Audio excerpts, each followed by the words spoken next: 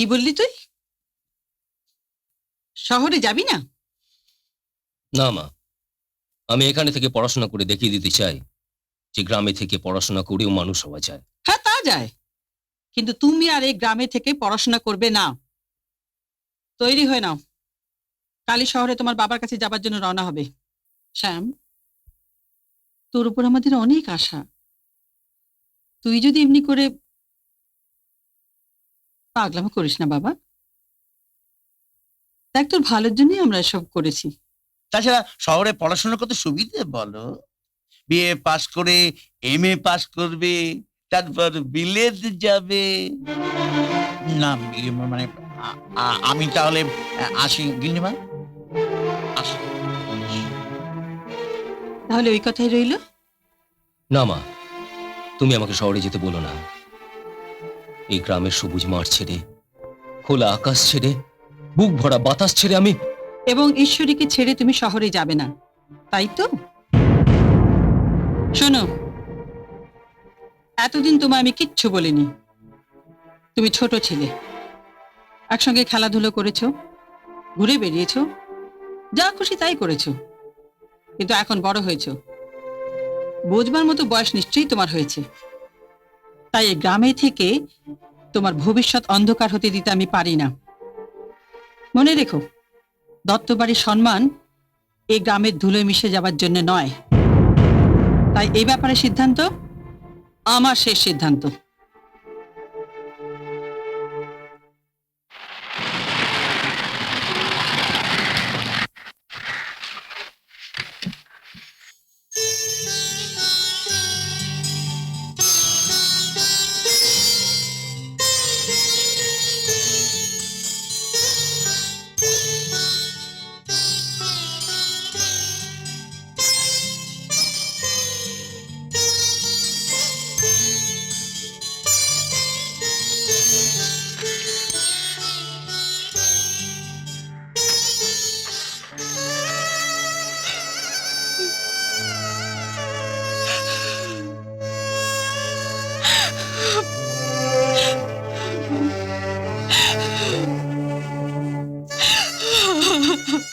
ঈশ্বরী, কি হলো? কি হয়েছে মা? কি হলো? কাঁদছিস কেন? হ্যাঁ, কি হয়েছে গো? বল মা। মা, শ্যাম শহরে চলে গেল। ও আর আসবে না, ও আর আসবে না। অন্যায় কাজ করুক বা না করুক, বামন হয়ে চাঁদে হাত বাড়ালে কিন্তু তার ফল ভালো হবে না। কাঁদিস না। বাবার বুঝি তাই ইচ্ছে, সব ভুলে গিয়ে বাবার কাছে নিজেকে সঁপে দে মা। আবার পুজো কর, দেখবি বাবাই তোর মনকে শান্ত করে দেবেন। মনকে শান্ত করে দেবেন মা। চুপ কর, চুপ কর মা, কাঁদিস না। তোর চোখের জল আমি সহ্য করতে পারি না মা। বাবাকে ডাক, দেখবি সব ঠিক হয়ে যাবে।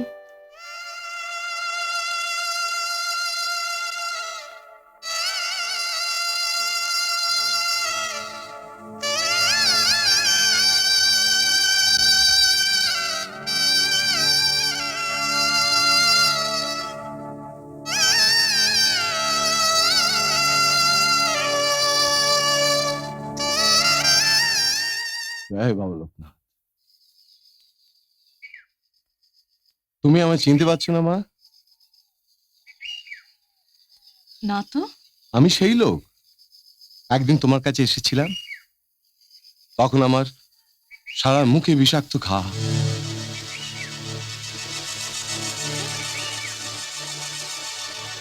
তুমি আমায় ভালো করেছো মা। আমার ইচ্ছে করছে তোমাকে একটা প্রণাম করি। ছি ছি, এ কি করছেন? বাবার উপর ভক্তি রাখুন। বাবার প্রসাদেই তো আপনি ভালো হয়ে গেছেন, আমি তো নিমিত্ত মাত্র। মা, আমার একটা মনের ইচ্ছা আমি তোমাকে জানাতে চাই। কি বলুন? আমি সেদিনও দেখেছিলাম তোমাদের মন্দিরের এই অবস্থা, আজও তাই। বাবা তো মন্দিরে থাকেন না, থাকেন মানুষের মনে। কিন্তু মা, আমার খুব ইচ্ছে যে তোমাদের এই উঠানে আমি একটা বাবার মন্দির তৈরি করে দিই। না না, তা কি করে হয়? এ গ্রামেতে মন্দির একটাই, শ্যামেদের বাড়ির মন্দির। আর মন্দির দিয়ে কি হবে? তাহলে কি আমার মনের ইচ্ছে পূর্ণ হবে না মা? আপনি যদি চান তাহলে আগামী জন্মাষ্টমীতে বাবার জন্মতিথি, ওই দিন বড় করে অনুষ্ঠান করুন আর গ্রামের নরনারায়ণের সেবার ব্যবস্থা করুন, তাহলেই বাবা খুশি হবেন। তোমার যদি তাই ইচ্ছে হয় মা, আমি তাই করব, আমি তাই করব মা। জয় বাবা লোকনাথ। ঈশ্বরী, ঈশ্বরী, ঈশ্বরী, এই শোন, শ্যামের চিঠি এসেছে। শ্যাম? হ্যাঁ, চল। দে দে দে দে না, দে।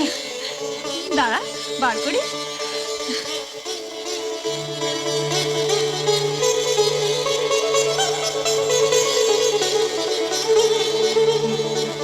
বাবা, দেরি যেন একেবারে সয় না। আপনি পাত্র দেখার আগে যদি আপনার মেয়ে নিজেই পাত্র দেখে নেয়, তাহলে আপনার মুখটা কোথায় থাকবে বলুন তো? বামন হয়ে চাঁদে হাত বাড়ালে কিন্তু তার ফল ভালো হবে না।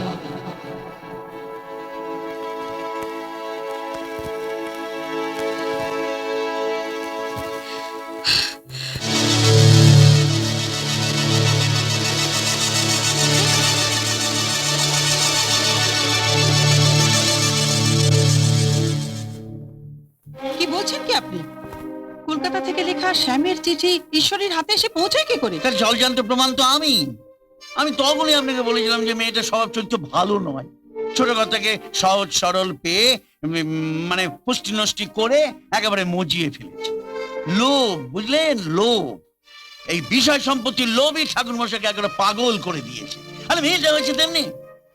আমি যখন কি করি? পড়ুন তো একবার চিঠিটা। হ্যাঁ? ঈশ্বরী, বহুভাবে চেষ্টা করেও তোমাদের কোনো খবর নিতে আমি পারি। আমাদের বাড়ির ঠিকানায় চিঠি দিয়েছিলাম বলেই হয়তো তোমার হাতে গিয়ে চিঠিটা পড়েনি। বোধহয় কোনো গন্ডগোল হচ্ছে। এবার পূজার বাড়ির ঠিকানায় চিঠিটা পাঠালাম, মনে হয় এবার তুমি পাবে। তোমাকে শুধু একটা কথাই বলতে চাই, তুমি আমাকে ভুল বুঝো না। কি বুঝলেন? জানো, আগে কোনো দিন বুঝতে পারিনি যে স্মৃতি এত কষ্ট, এত বেদনা, বুকটা খুব ফাঁকা ফাঁকা লাগে।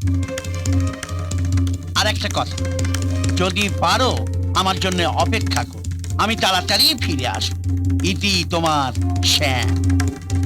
দেখলেন তো মা, কিরকম জাদু টোনা করেছে ছোট কর্তাকে।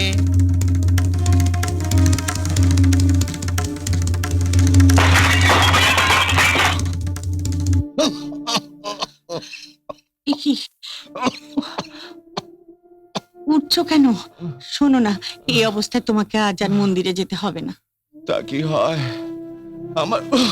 আমার জন্য কি প্রভু অমুক্ত থাকবেন? বাবা, আমি যাব।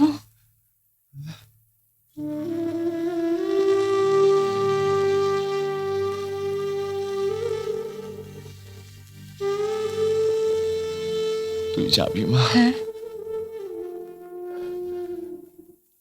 যা। আচ্ছা।